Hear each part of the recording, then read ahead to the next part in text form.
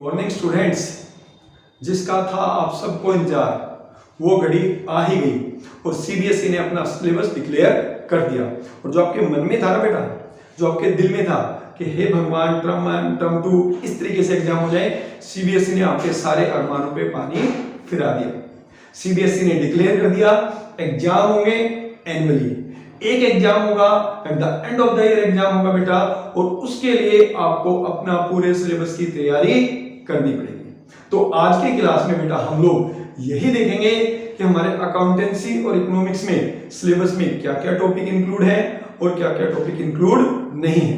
कुछ सीबीएसई ने चेंज तो नहीं किया, कुछ नया ऐड तो नहीं कर दिया, या फिर कुछ डिडक्ट तो नहीं कर दिया।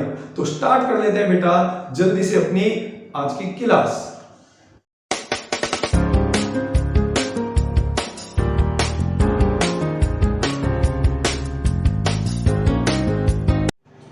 पहले बात करते हैं हम लोग अकाउंटेंसी की। देखिए सीबीएसई ने जो अकाउंटेंसी है अब उसको 3 पार्ट्स में डिवाइड कर दिया है। पार्ट ए और पार्ट बी में आपका थ्योरी का एग्जाम होता है बेटा, और पार्ट सी में जो आपका है वो प्रोजेक्ट वर्क है। तो पार्ट ए और पार्ट बी दोनों मिला के यानी थ्योरी पार्ट जो है बेटा वो आपका 80 मार्क्स का है, और जो प्रोजेक्ट वर्क है ठीक है that is your part C, वो आपका 20 मार्क्स का है। तो आज थोड़ा सा हम लोग बात कर लेते हैं भाई पार्ट ए में क्या क्या चेंज आया है, पार्ट बी में क्या क्या चेंज आया है। तो सबसे पहला चेंज तो ये हो गया बेटा कि अब आपको एनुअल एग्जाम देना है, नो टर्म 1 नो टर्म 2, ठीक है, यानी आपको सारे सिलेबस का साल के एंड में एक बार ही एग्जाम देना है। तो बात करते हैं बेटा पार्ट ए में। पार्ट ए जिसका नाम है बेटा accounting for partnership firm and companies. तो इसमें बेटा आपकी पहली 2 बुक्स आती है, ठीक है, पहली बुक और दूसरी बुक। तो पहली बुक जो है जिसका नाम है अकाउंटिंग फॉर पार्टनरशिप फर्म, ठीक है, इसके अलावा जो आपकी पहली बुक है उसमें एक चैप्टर है बेटा एनपीओ, ठीक है। तो इस बार सीबीएसई ने जो आपका एनपीओ है नॉट फॉर प्रॉफिट ऑर्गेनाइजेशन वो आपके सिलेबस में नहीं रखा है।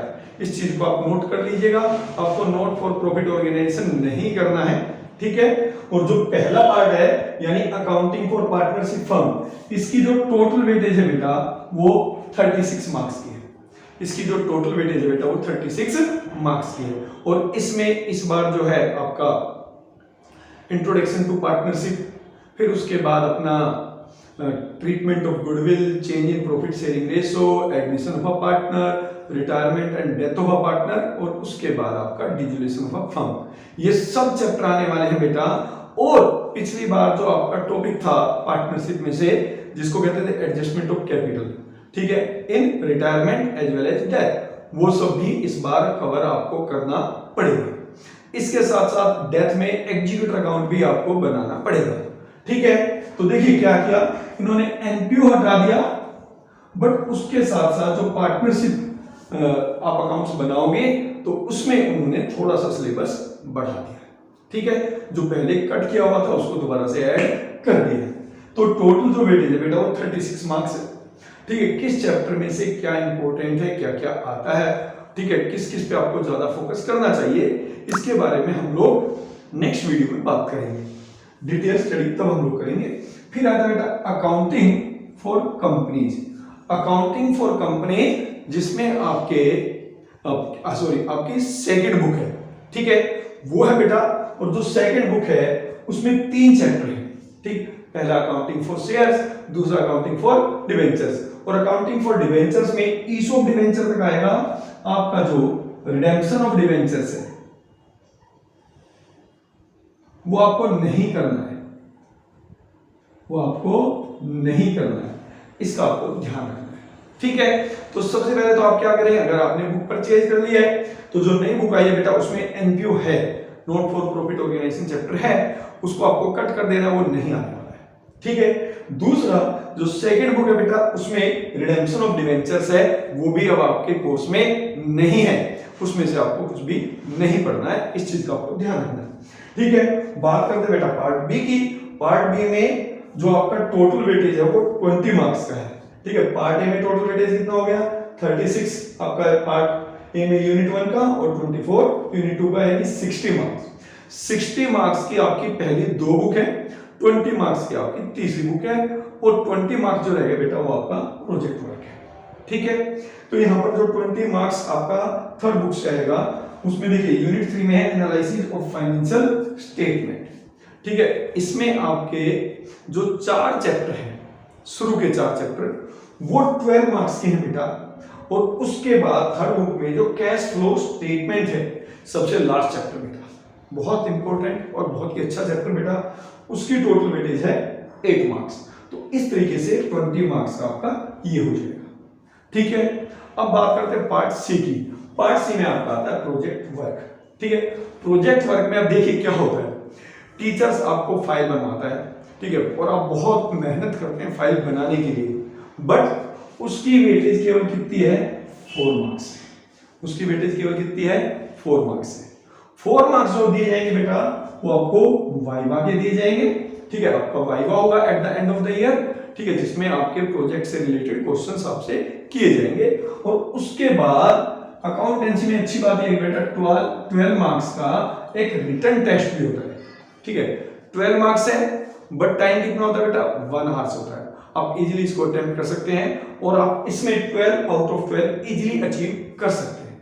ठीक है, तो ये भी बेटा टोटल मिला के 4 + 4 + 12 आपका बनता है 20 मार्क्स। और इस तरीके से 100 मार्क्स सीबीएसई ने आपको एलोकेट किए हैं अकाउंटेंसी में।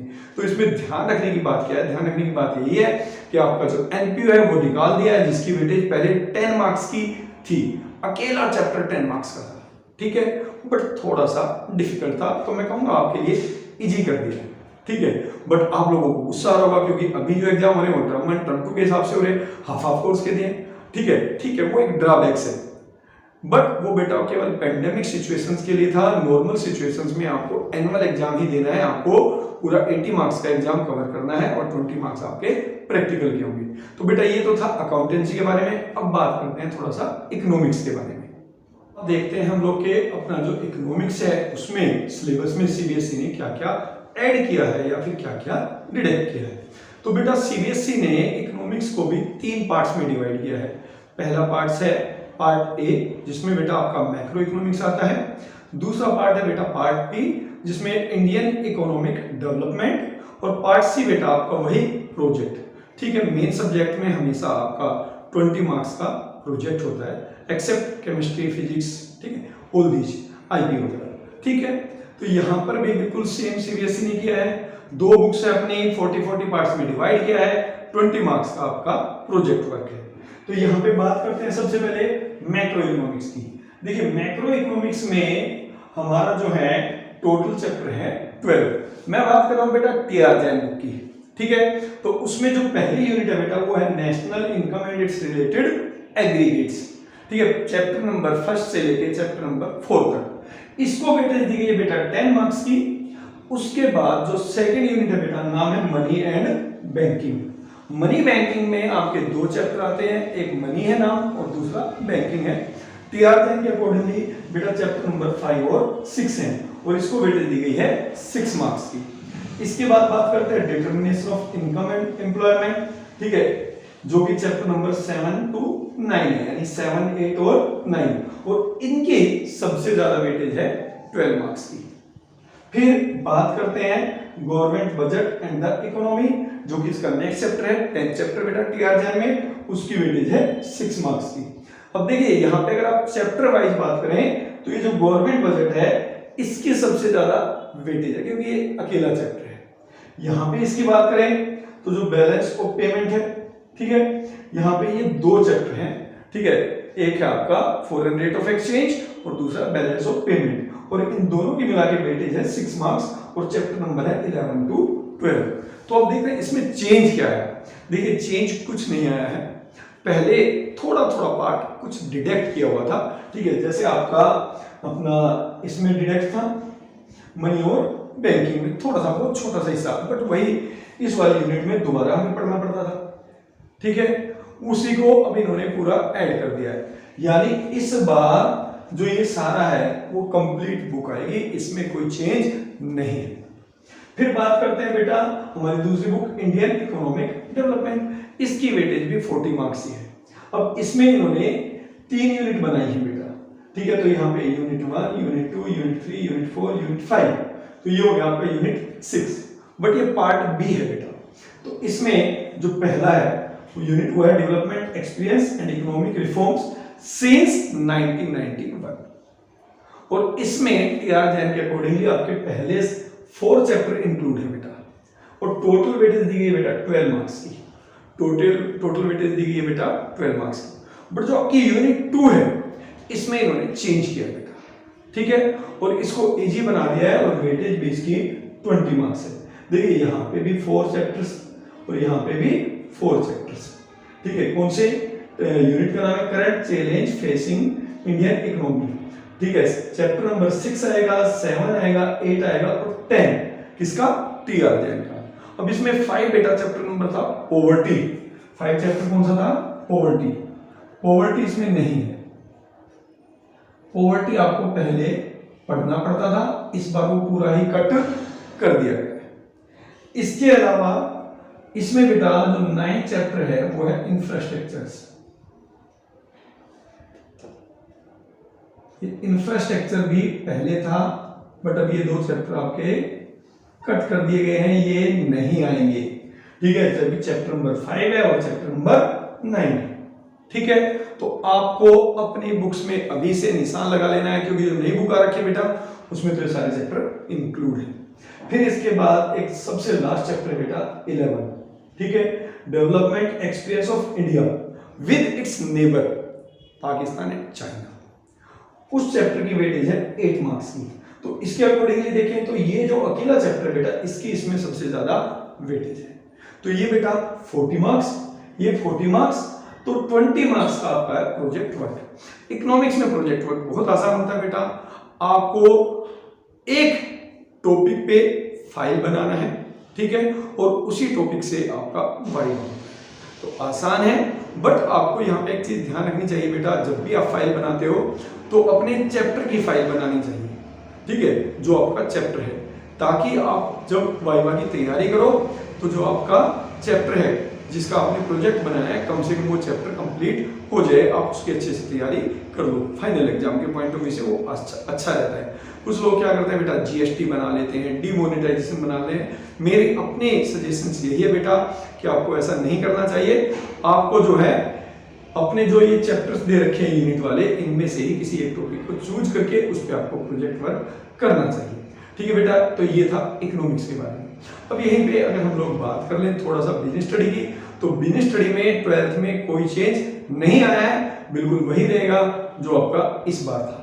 सिलेबस में आपका ना कोई डिडक्शन है ना कोई एडिशन है, ठीक है। अब की बार टर्म 1 टर्म 2 था, ठीक है, और इस बार एनुअल एग्जाम होना है, तो बिजनेस स्टडी में इन्होंने कुछ भी चेंज नहीं किया, ठीक है बेटा। आई होप आपको ये वीडियो अच्छी लगेगी और आपको एक एक चीज, ठीक है, कौन सा चैप्टर ऐड हुआ है, कौन सा चैप्टर लेस हुआ है, ठीक है, वो सब क्लियर हो गया होगा। अगर आपको वीडियो अच्छी लगी तो अपने दोस्तों के साथ शेयर जरूर करें। डिटेल डिस्क्रिप्शंस जो हम लोग करेंगे बेटा वो हम लोग नेक्स्ट वीडियो में करेंगे।